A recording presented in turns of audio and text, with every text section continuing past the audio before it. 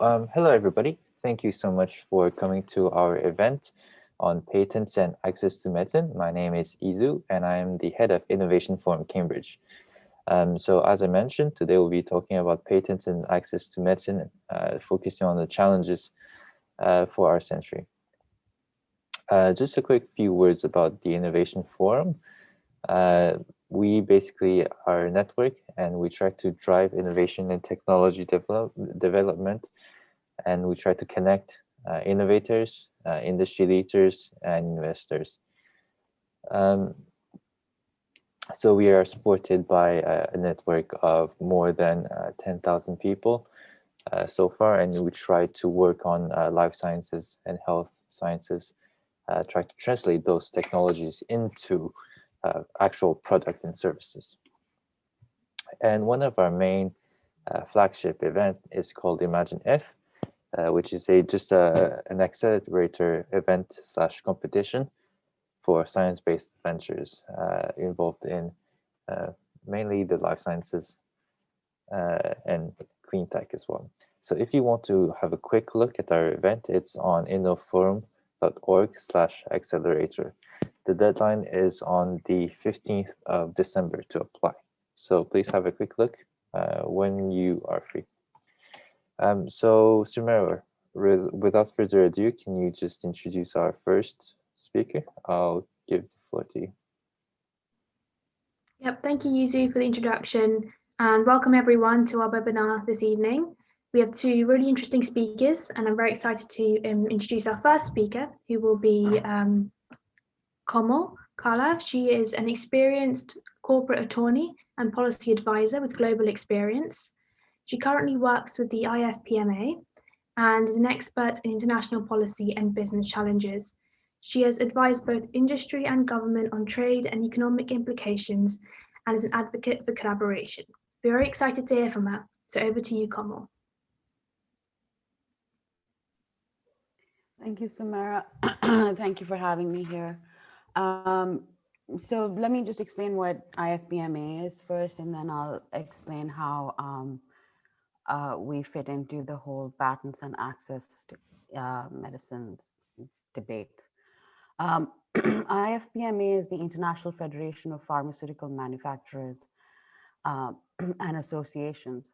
So we're an association of associations. Our members are mostly the main big innovative pharma companies, plus all the regional associations across the world, uh, from the US all the way to Japan and Australia, so across the region.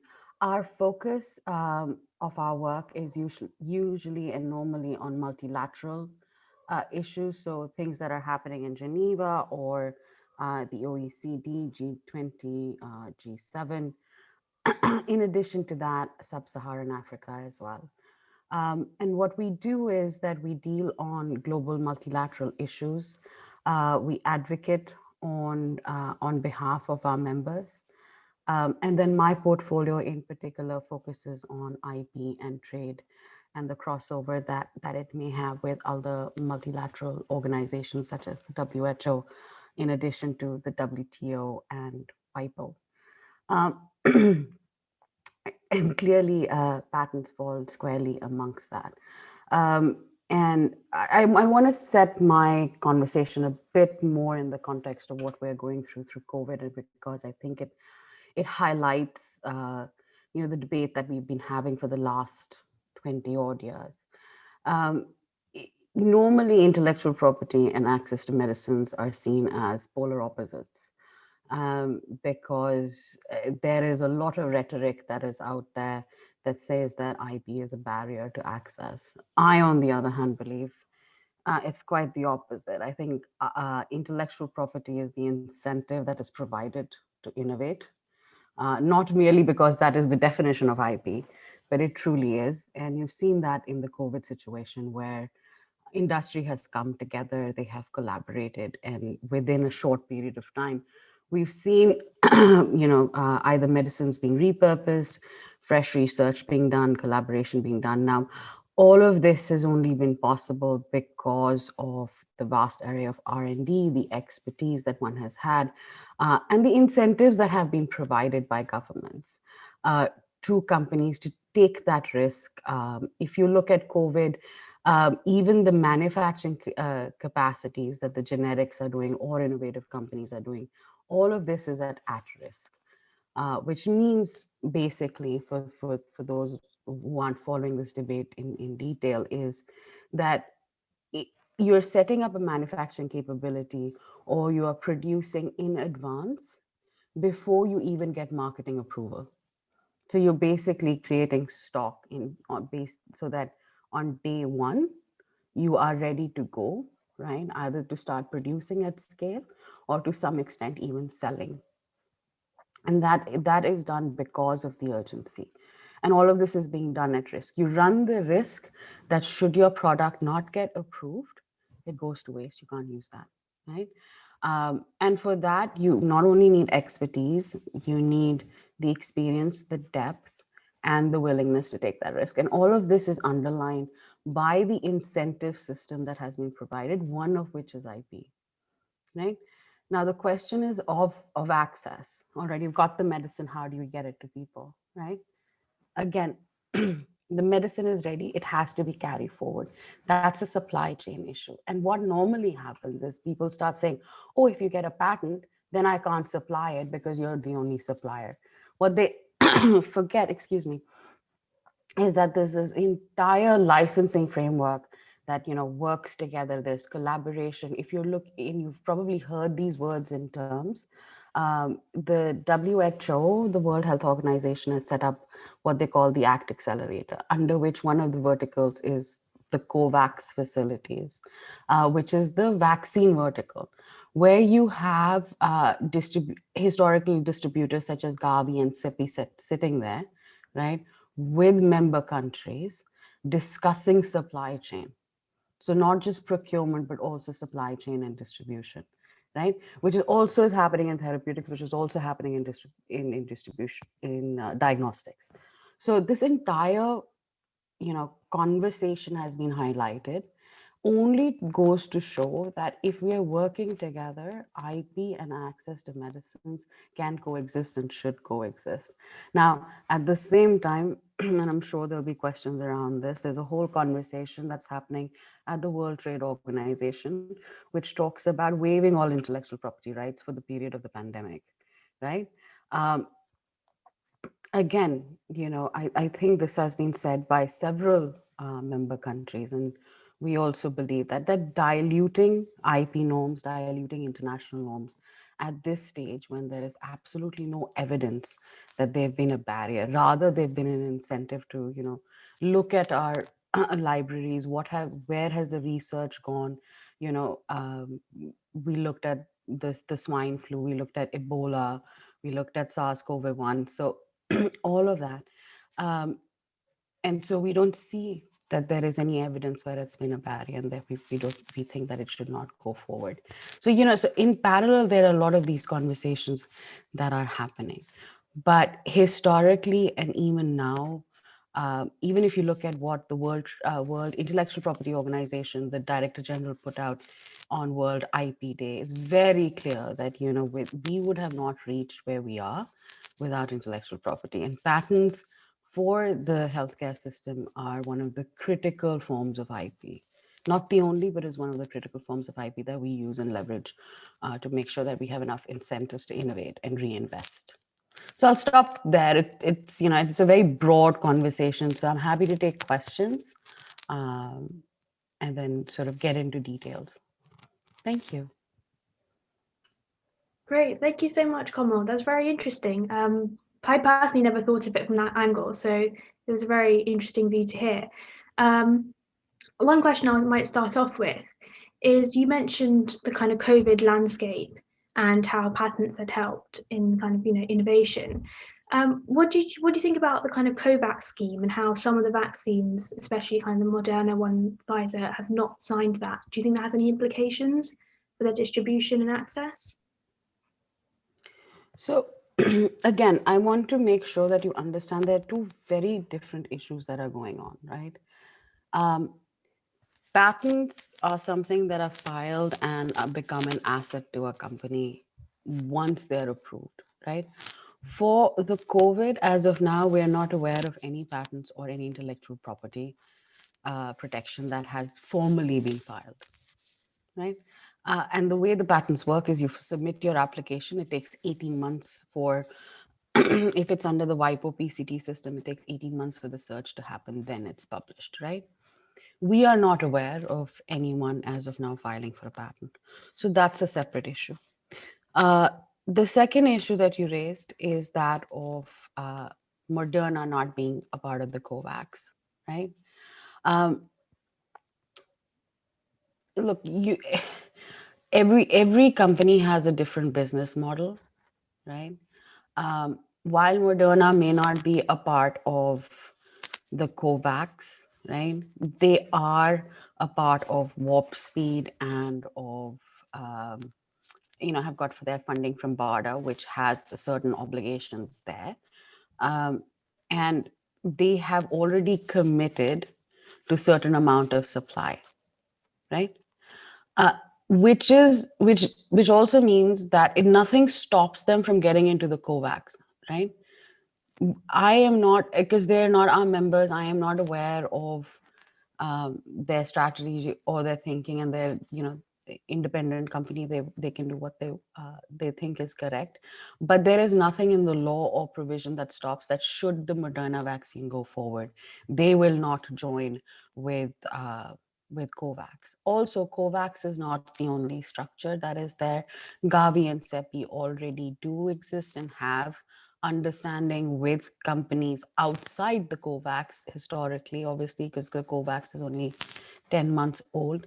In addition, there is a UN AIDS program. There's a US AIDS program as well. And if memory serves me correct, Moderna has signed on with them as well. So again, initially it's for step one. Once whichever vaccine, whether it's 1 or 3 or 4 that get approved, that there will be ramping up, right? They are several steps that have to be reached out. What I can say on the Moderna, Pfizer, and any other company that is looking at vaccine, which is very critical, is the pledge that was made in September on safety. Irrespective whether they're members of IFPMA, whether they're members of the COVAX, or they're an independent doing it on their own, all companies that are looking into the R&D for COVID have signed a safety and efficacy pledge saying, look, as fast as possible, but as slow as necessary so that we get it right. We don't want to put anything out there that is not scientifically stable and balanced and effective. Okay, that's great to hear. We have one more question for you, and then we'll move on to John. So Alexander here asks, how is a risk of stocking a vaccine before approval, which could not be approved by be mitigating? How a risk of stocking a vaccine before approval? No, so the thing is, no one's stocking up vaccines before the approval. The manufacturing process needs to be the literal supply chain needs to be in place so that on day one you can start making the vaccine and churning it out before marketing approval. There is a separate issue of stockpile, which is, and if Alexander, if that's what you mean, I'll try and answer that as well. There's a lot of conversation and debate that is going on about, apart from the COVAX, there are a lot of countries that have signed up with individual companies to get the vaccine, and how is going to work. That again, and which is why if the individual companies have signed on to this, they know what the orders are going to be on day one, so they're getting their manufacturing process set up. Irrespective, at least on the COVAX, I think everyone has committed including the member states, to 20% initially for not only for frontline workers, but at least for the vulnerable population. That is the number. They are member states that have contributed to the COVAX, but have said that they will not withdraw from it. So for example, they're putting in the money to make sure that there's proper distribution and the licensing goes through, but they will not take any of the vaccines from the COVAX. So there's not a double dip by some of the countries that may have separate agreements with the companies. So I hope that answers your question. That was great, thank you. I think we'll move on to John, and then we can have kind of a combined Q&A at the end whilst people digest all the information. Great, thanks for inviting me on, and nice to meet you all. Really interesting to hear Kamal's perspective too. I thought I'd give you a quick rundown of my background and say, you know, I currently work for Global Health Strategies, and I'm sat in the World Health Organization at the moment working on the pandemic, but I'm here on a completely independent part today, and happy to be talking to you about, you know, what is ultimately the issue that brought me into this sector and is playing out now in a really interesting way, both on COVID, but also even last week on antimicrobial resistance, with Antimicrobial Resistance Week kicking off. So I kind of got into global health by accident. Following after university, I studied politics. I think post the Iraq War, I was a little disenchanted, went to work for my local council, did a few media placements, thought that, you know, probably I was worried about starting at the bottom of journalism and staying there after I worked at the Hinckley Times for a couple of weeks. And then a friend of mine had worked for the Treatment Action Campaign in South Africa. He said, why don't you write to them and you can pretend, you know, write to them and tell them why you're interested. And at the time, Thabo Mbeki denied the link between HIV and AIDS. There was a health minister called Manto, who thought antiretrovirals were less effective than beetroot and garlic. And there was a number of AIDS denialists, one called Matthias Rath, who promoted high dosage vitamin C. And at the time, drug prices were still quite high. And Treatment Action Campaign was fighting on all four fronts. And so I went there really as a volunteer. And it's not that I was involved, but I was lucky enough to work with people like Zaki Ahmad, Sipo, Nathan, Geffen, and really saw change happen with the health minister going off sick initially, and then ultimately leaving, and the deputy health minister stepping up, and ultimately Thabo Mbeki leaving also. But TAC basically won battles on all fronts. They ensured drug prices were lowered. Zaki Ahmed broke the law and brought generic drugs into the country. He was also the one that, in protest of the lack of rollout by the government, said that he won't take antiretrovirals. Nelson Mandela came around, asked him to do it, asked him to take them. Ultimately, an ARV rollout happened. Drug prices were radically decreased because of Yusuf Hamid in India and Cipla bringing down drug prices exponentially, so that, and ultimately probably saved tens of millions of lives. So I volunteered at the Treatment Action Campaign at the time of, on my second day, I think there was a campaign of civil disobedience, which ultimately was highly effective, and it gave me a taste of global health and what's worth fighting for. So as I'm going through this speech, hopefully I give you a glimpse of some of the access issues that have happened and where they were. When I was at TAC, tuberculosis was a key issue, and there was a case of extremely drug resistant TB, I think in Tugela Ferry, when 65 people got extremely drug resistant TB, and within 6 weeks, 61 were dead. So I think that was my first glimpse of like a kind of almost new disease, illness coming up, and kind of shocking scientists and at the time, Treatment Action Campaign were calling out the DOTS program for not being effective because it didn't reach people, it didn't treat people in the way that they care about their body. That's the Treatment Action Campaign didn't just win drugs. They went and worked in communities with local leaders in the communities, built them up, and then drove out treatment literacy. And people do care about their health. And I think we see that in this pandemic, for better or for worse sometimes. It was like everyone is so focused at some points on every bit of the guidance. Sometimes we end up in endless circles about whether to wear a mask, etc. And ultimately it was like, yeah, wear a mask. It was like, take the precautionary principle. And I think in South Africa, I really learned that people do care about their bodies. And if you explain to them some of the side effects of antiretroviral rates of treatment, you'll see a high number of people taking those drugs properly. I think one of the problems with the DOTS program in TB is that people have to go back and forth to the clinic and they don't really understand what the drugs do, and that leads to people defaulting on their treatment, and ultimately helps lead to MD, multi-drug resistant TB, and even XDR in some cases. That's a long thing. After I went from South Africa, I went back to England for about 18 months. I worked for a small charity between government and NGOs. It wasn't the best experience of my career, but I'm sure sometimes you have to take a job. And I learned a lot. And then I went and did a very similar job by doing voluntary service overseas in India and working for the Center for Legislative Research and Advocacy. Again, I did a lot of work on HIV and TB. I wrote policy papers on multi-drug resistant TB. I went to TB hospitals, which was some of the more frightening places I've ever been.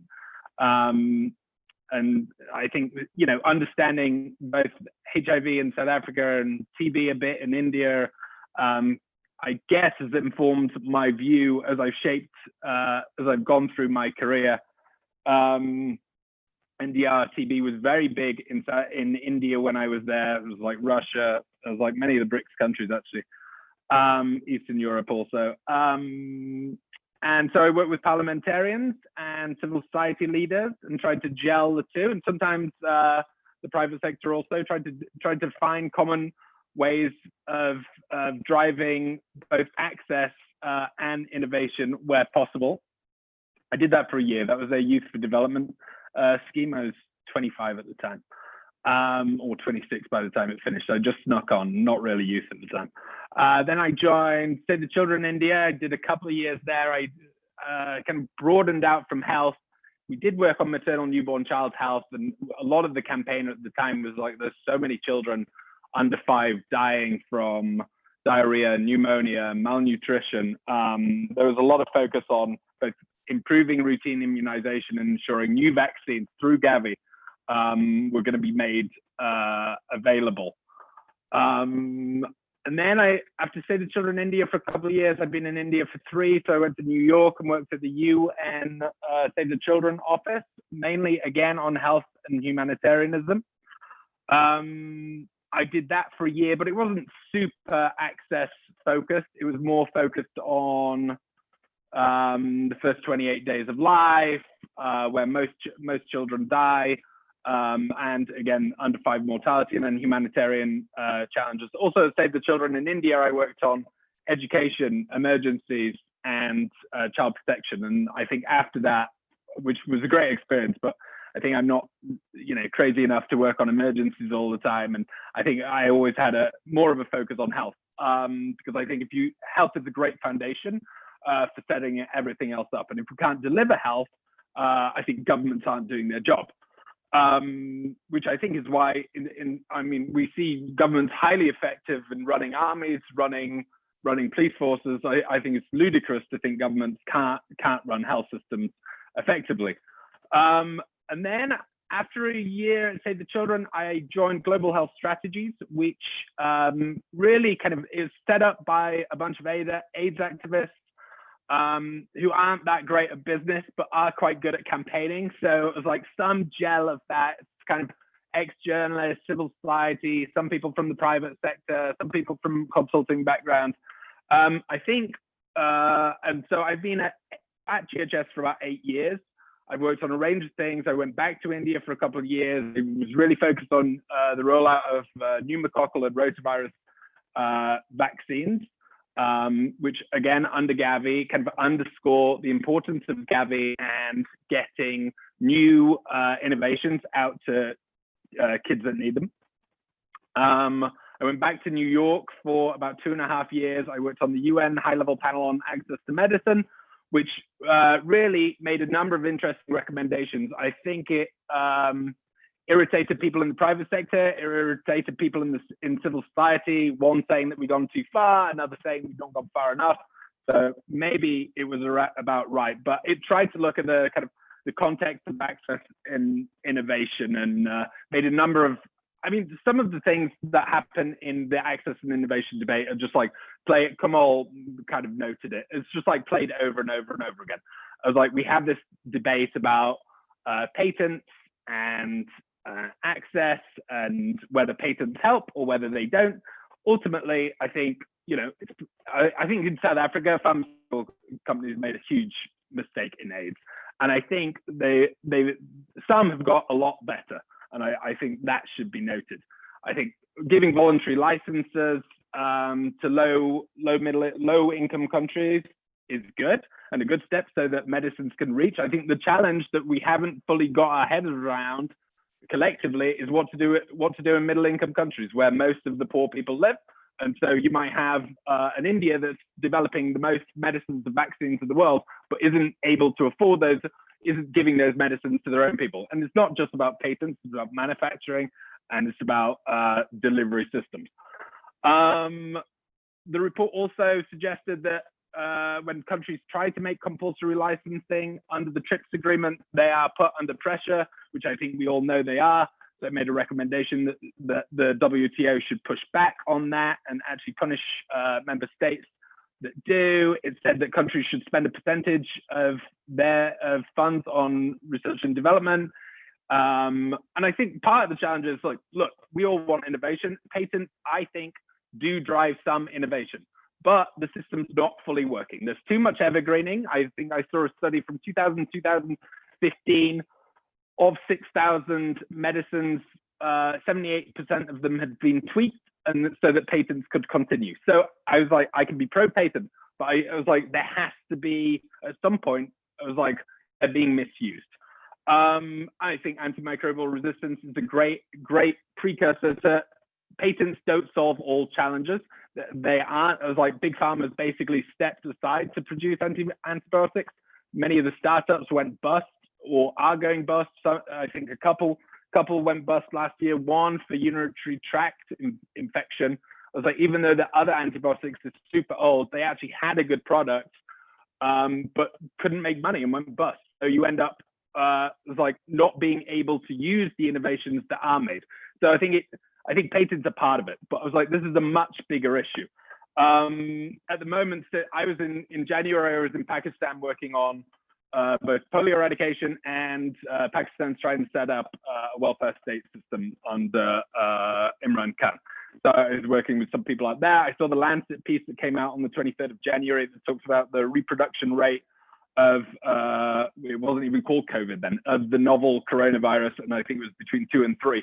I remember talking to Laurie Garrett back in 2013 when I wrote a piece for the Wall Street Journal on MERS, and she said if MERS had a reproduction rate over 1, we'd be in serious trouble. So I got on the phone with my boss and ended up, after multiple calls, coming back from Pakistan, coming out to Geneva, where I have been since, where I have been throughout this outbreak, working with Dr. Tedros and the communications team on a whole range of things. COVAX a lot. I think it's the fastest. I think as many groups should be part of COVAX as possible. I think ultimately we want recovery that is global. We want to stabilize health systems quickly, and we want to save lives. And COVAX is, and Kamal mentioned the 20%. I think the quicker we can get vaccines and medicines and rapid tests to those that need the most, health workers, people with comorbidities, the faster we're going to end this pandemic together, which is costing us trillions of dollars. So I don't think there should be any, I don't think there's any good reason. And I think some of the companies that are making vaccines, I think those that aren't part of COVAX, I think their governments should talk to them about it, because the governments have put a lot of money into this vaccine. Some of the multilateral agencies have put money into this vaccine. So I think it's highly problematic, actually. And I hope ultimately everyone does come together and that we do work in collaboration. I don't think everything's going perfectly. I think remdesivir being charged $3,100 in the US is quite frankly a ripoff. And I think, you know, we have to find this middle ground. It's like part of the problem is like, it's not just patients, it's pricing. It was like, how can we justify a drug that costs that much? How can we, especially, and now I think we see South Africa and India making an interesting case to the WTO that in a pandemic where we're spending trillions of dollars, that there is a case to lift IP for this period, so that we can end this pandemic together. I'm sure we're all not going to spend Christmas with all the people we want to see. Surely we want to get through this as quickly as possible, and then we can, you know, hopefully learn from this and move on to a better world where we find a better way of talking about global health. I think too often health has been seen as a cost. I think after this will be seen as an investment, and I hope global leaders and people like yourselves go on to solve other challenges, from antimicrobial resistance to the climate crisis. And ultimately, we can only do it together, but I don't think we should pretend that all the systems are working at the moment. There's many things that we can do better. Thank you. Wow, thank you, John. That was a fascinating talk, and thanks so much for sharing your really impressive career background. I definitely learnt a lot. If I can, I might kick off with the first question. You mentioned how, so your work in South Africa, education to the people was quite important in kind of helping distribute those medicines and kind of encouraging people to take them and fully, you know, get on board with what was being offered. Could you tell us a little bit more about the role education plays and the importance of it in kind of getting accessible medicines and healthcare? Yeah, I think that was a good case. As I said, working with people in the community, kind of bringing people up to be treatment literacy experts themselves, and then going back into the community and talking them through both like what happens with the disease, how you can prevent it, if you've got it, how you take drugs, what some of those side effects are going to be.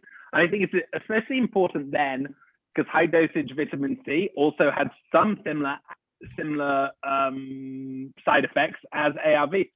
So if you didn't work with people in the community, if you just gave them this and said, oh, this is a German homeopathic high dosage vitamin C, it'll cure AIDS, I was like, who's to know? So I think the Treatment Action Campaign is lauded rightly for the contribution it made to public health and linking health as a human right. In terms of education, I think that was a good example. I think now what we're seeing is, you know, and I think this is somewhat related to vaccine hesitancy. Some people are almost have too much knowledge, and some people have too little, and together it leads to this confluence online of radical views on things, and you know, talks about this idea that, you know, governments are all part of some great big reset, and you know, which is ultimately going to be a real challenge when we have to go out. I was like, I'm always shocked by conspiracy theorists that on the one hand they say, you know, that governments, big agencies, they're all completely incompetent, but at the same point they think that there's some mass plan that's been cooked up for the last 3 years and is now going forward. That all being said, I think we just have to put as much positive information and communicate it consistently as we can through various channels and meet people in areas they use. Not everyone reads The Guardian, not everyone reads the New York Times. So we're going to have to work with multiple media, multiple social media channels. I think the WHO does a great job at using not just Twitter, but Facebook, Tencent, WeChat, fiber to reach people in different ways with the right information. Clearly, education matters. Clearly, some people are sucked in by conspiracy theories on numerous things. I don't think we can stop all that, but what we can do is try and push out positive messages as much as we can, and also work with social media companies to ensure that they're representing the facts and that people aren't misusing their platforms and ultimately leading to negative health outcomes. That's really interesting. Thank you. We have a question here from Alice. It says mainly to Kamal, but she would like to hear John's perspective as well. So while IP has historically been essentially for driving innovation, what is your opinion on newer models for driving innovation? For example, de-linkage, the push-pull funding mechanism, etc. That would better for achieving global access to medicines than traditional patent-based mechanisms. Is it not time to rehaul the system? So Kamal, could we have you first, if that's possible? Thank you for that question, and great question. I guess we're in the middle of this debate. John, thank you for your remarks. I didn't realize you spent so much of time in my country. I'm actually sitting in India. Got in from Geneva earlier this morning. And I was getting back to your question. So, one of the things that I've realized at least in the COVID situation is that and I'm not saying that the system it cannot be fine-tuned. I just believe that it has worked, right? It provides incentives. It has got you innovations in a very fast way, and therefore, to dismantle it completely may not be required. You can fine-tune it, you can make it better. You can have that discussion. And I think over the years, if you look at legislations, especially if you look at the TRIPS agreement, there have been conversations, right? The Doha Declaration did come into about because of the learnings and the conversations. And John mentioned with the HIV, even companies took some steps that may not have been the wisest to take. And so this time around, when we are faced with the pandemic, the first thing that we put out saying, we completely agree that this is not business as usual. We're going to get this right? But at the same time, you have to make sure that the answer is in science, right? Not in political debate. To your point on pull and push incentives, I think we are looking at that, especially in the AMR, which is the antimicrobial resistance. We just, during the pandemic, launched a $1 billion fund to get into R&D for AMR to make sure that there would be at least 4 treatments out, at least in phase 2 and phase 3, to be considered over the next 3 to 4 years. So, these are being looked at. I just don't see the need to create, to dismantle or create new structures. Reason being, historically as well, is in order to take that risk to invest and go through the entire process, given that, if you look at Alzheimer's, we've gone through 141 treatments, out of which only 4 have reached clinical trials. So there's a lot of trial and error that goes into this, a lot of research and development, which honestly, you have to get it right, and that takes time. And for that, you need investment. And if you don't have the incentive to do that, if that is not provided, then it becomes difficult, right? Now, if you look at what John said, that it's healthcare systems need to be strengthened. There's a lot that needs to be done in terms of distribution, in terms of hospitals, in terms of education and training of healthcare workers. So there is that entire system as well that needs attention, but also public funding, right? If you look at different countries and see how much they invest in healthcare in terms of their total budget, compared to defense, it's nothing. It's peanuts, right? And even today, even for COVID, right, or prior to that, I'm not sure of the exact numbers. I thought I had them up ready with me, but industry is still investing over 75%, right?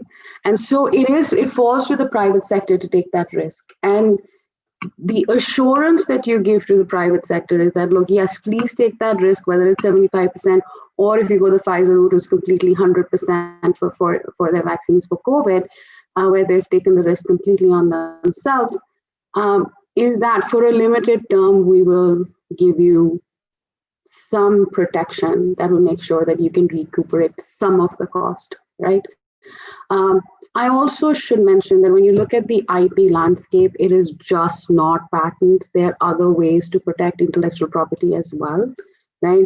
It's just the patent issues, because patents is for a limited term, 20 years, it does get a lot of attention. On the point of evergreening, sorry, these are concepts and debates that in itself are conferences. I am really skimming through the surface on this. Incremental innovation and evergreening get mixed up.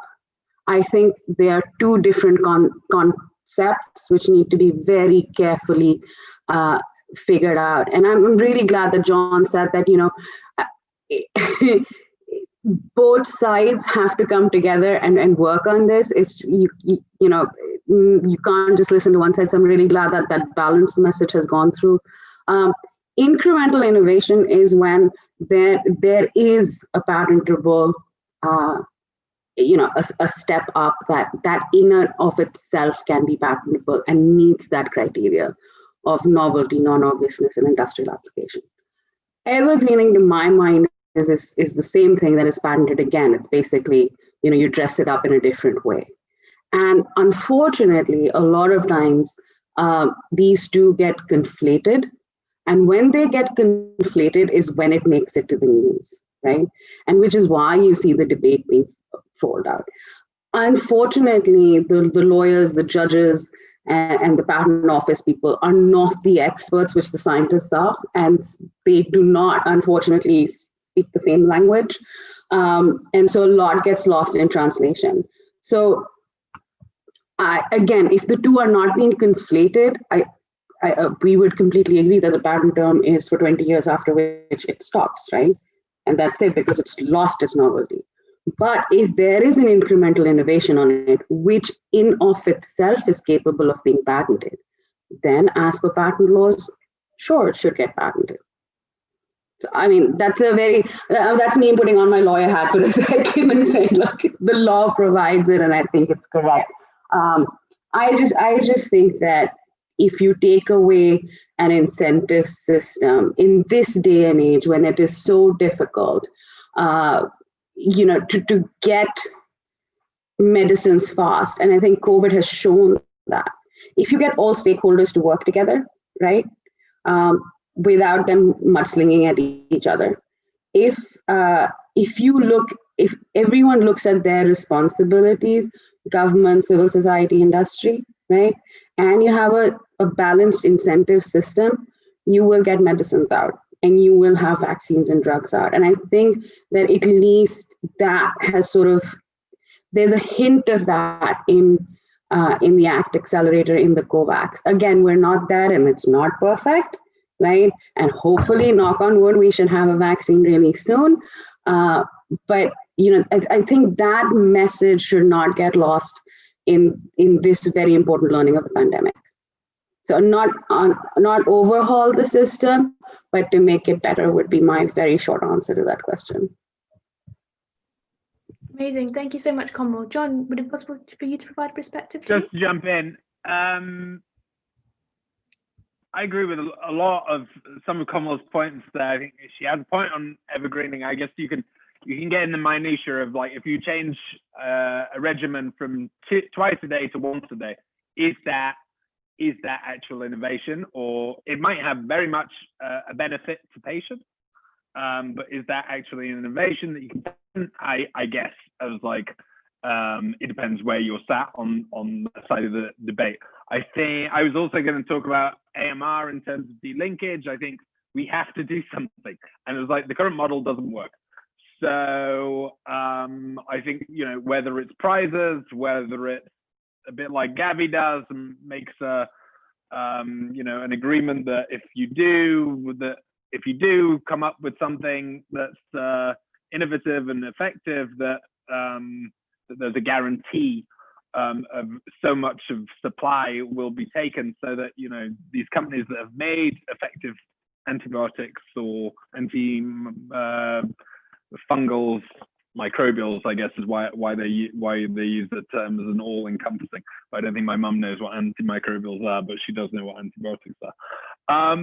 So yeah, I think de-linkage. I think we have to look at different models that work. I was like, when the Ebola outbreak happened in West Africa, I was like, we've known about Ebola for decades. I was like, we haven't done anything about it because it's poor people in Africa that have got it, and there's no profit to make out of it. So, and then the West Africa outbreak, I think, shocked everyone. And ultimately, 2 pharmaceutical companies came up with highly effective vaccines that have been critical to stopping the recent outbreaks in the DRC. Zika, again, very little in the toolbox, even though that we've had this when the outbreak in South America happened. So we have to find new ways to make sure that there's both innovation and that those innovations reach the people that need them. I was like, ultimately, all my viewpoints come from working in the Treatment Action Campaign or being in India and seeing people die. It's like what we need to be doing is creating innovations that reach people. Otherwise, they're not innovations. They're just a few things that some rich people can use. And I think it was like many people are in it, in pharmaceuticals, in civil society. Most people are in it for the right reasons, I think. There's not like, ultimately, I was like, and I think COVID could potentially show, and COVAX in particular, could show the best of humanity and set us up for success. On the other hand, if rich countries all by supply take the supply and this pandemic is dragged on, I think it'll really send a terrible precedent to the world. So ultimately, I hope everyone joins COVAX, whether it or the ACT Accelerator. Treatments, therapeutics, and rapid tests are equally as important. So I'm glad that some of these innovations are coming through, that we're getting rapid tests to those communities that need them in low middle income countries, because they could really benefit from having rapid tests that can quickly give results, especially in rural areas. I'm not sure how to wrap that up. Ultimately, I think countries and pharmaceutical groups should come together under COVAX, because I think it'll set us up for success. And there's kind of a carrot stick. If we don't do it, then I think there'll be a real argument to have a really good look at the system. So this is everyone's opportunities to step up. And I was like, that's as much for governments as anything else. I completely understand the argument that pharmaceutical companies who do innovate should make profits, especially in rich countries, because they can afford it. I was like, it's a bit of a tax on the rich countries in a way. And I was like, and they benefit from the product. I think we need that. What this always comes down to is what to do in middle income countries. Because I think voluntary licensing in low-income countries works. Like manufacturing is the problem. How to get some of these vaccines out through the cold chain. I think Kamal also mentioned the importance of we all have to spend more on health systems. Many of the BRICS countries don't spend enough on health systems. It was like we can land things on Mars, we can put plenty into the army. It was like, but suddenly there's not enough money for health. And I think this pandemic has to be cause to do that. Amazing, thank you so much. I think this is a final question before we wrap up and hand over to UAEM. I just wanted to ask John, so you mentioned how innovation was kind of futile if it wasn't accessible to everyone. What words of advice would you have to future innovators, especially in our audience who are looking to join science innovation and also drive social change?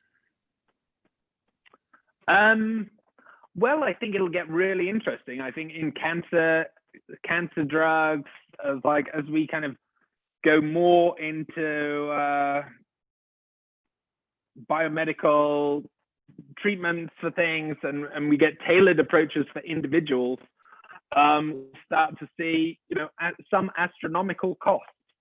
So I guess I'm not sure what to say to budding new scientists. I was like, I guess go to wherever you think you'll get opportunities, and then try and help when you're in the system.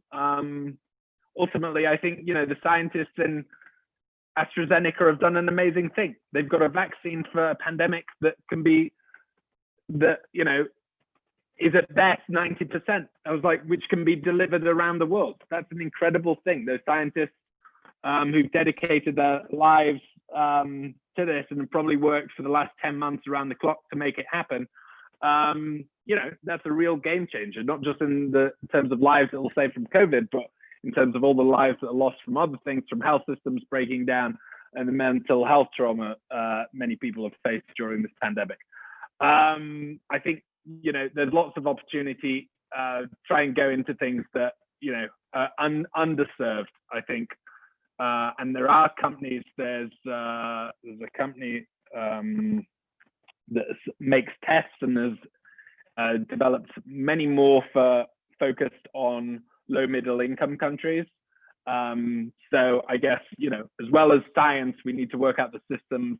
And I think scientists make excellent advocates because they understand many of the issues. So go into science, but also, go onto Twitter, write articles, be part of a global conversation, I guess. It was like working in the lab is incredibly important, but also telling people and explaining to people as equals why they should take the medicines, use the tests, take the vaccines is really important. My dad said to me at the weekend, or my mum told me my dad isn't sure about taking COVID vaccine. So I can see some interesting discussions coming up at Christmas, which I'm sure, many people will have. So I think it's about us all approaching and working together. And I think people going into science, great, because we need those people to develop these game-changing things. So I think there's multiple routes to do it.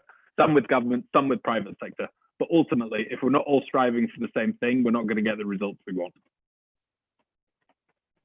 Great, thank you so much. I'd like to thank both of our speakers again for joining us today and their fascinating talks. I certainly learned a lot, and I hope many of you in the audience did too. I would like to hand over to Rory from UAEM, who will be talking a little bit about the open letter for the COVID vaccine. Hi, I'm Rory. I'm one of the co-chairs for Universities Allied for Essential Medicines, Cambridge.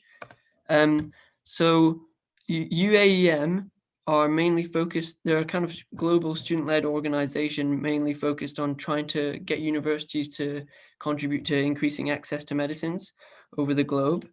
So I'm just going to quickly kind of summarize the situation is that universities play quite a big role in access to medicines, because obviously the research into very valuable medicines and technologies can happen at universities, and it's happens as a result of a lot of public funding. But the usual university approach is to make a kind of licensing deal with a big pharma company, which often results in like a patent, which the pharma company can kind of have almost complete control over. So they can end up being like the sole producer of a certain drug for 20 years and other companies aren't allowed to. And sometimes this can allow the company to form a monopoly. And it kind of means that medicine prices will be really unaffordable and inaccessible to governments or individuals, especially in low and middle income countries where the medicines may be needed the most. And this is a situation until the patent runs out. So there are different solutions to this, mainly socially responsible licensing, which universities can adopt. So this just includes techniques to kind of prevent monopolies from being formed.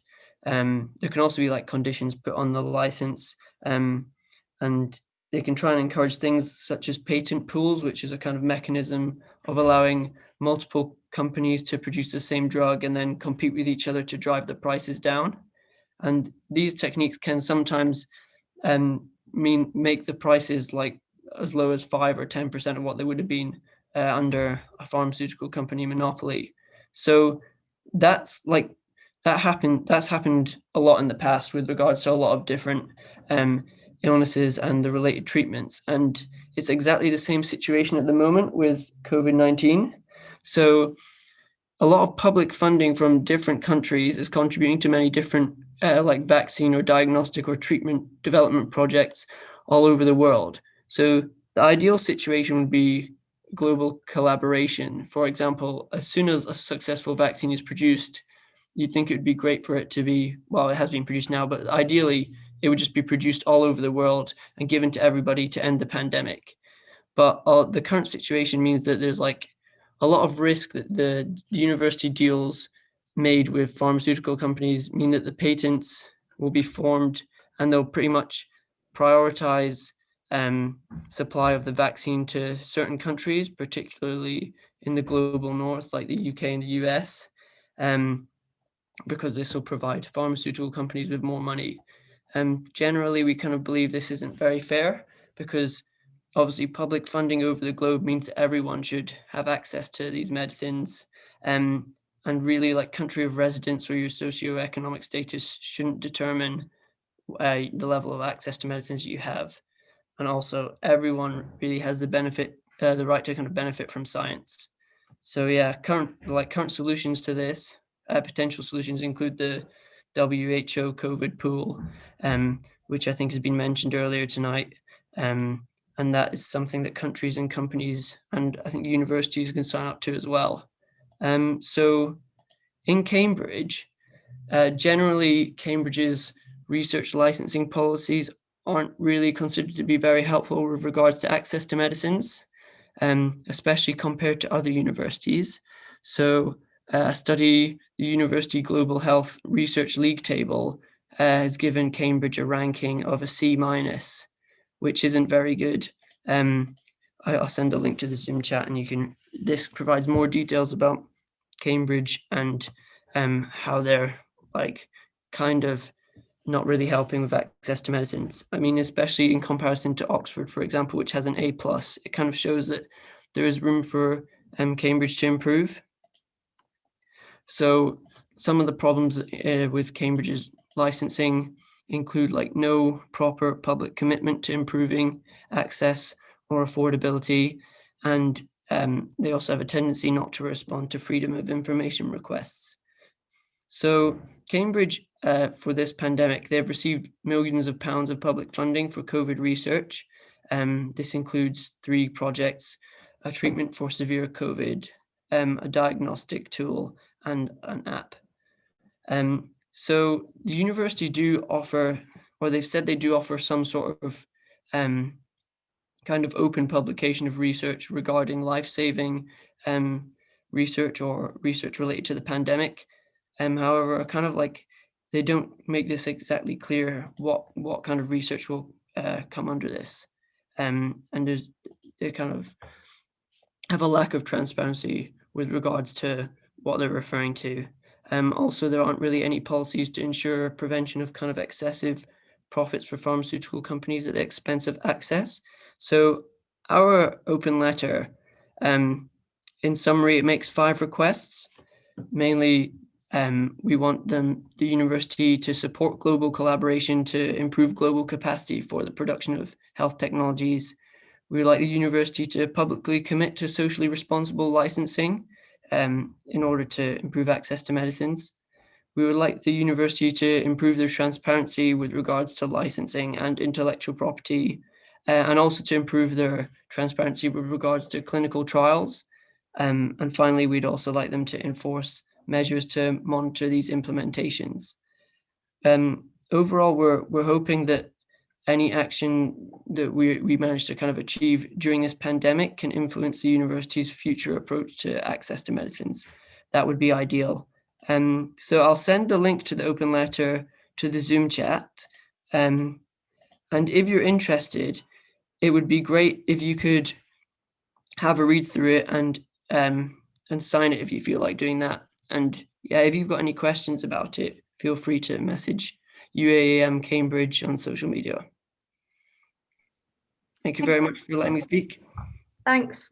Yeah, we'll also be sharing the open letter on our social media later. I'd like to thank everyone for joining us today. And our next event will be next month on pandemics and how they've been in the past, present, and future. So yeah, thank you everyone for attending, and I hope you have a lovely evening. Thank you. Thank you all. Thanks. Bye. Thank you.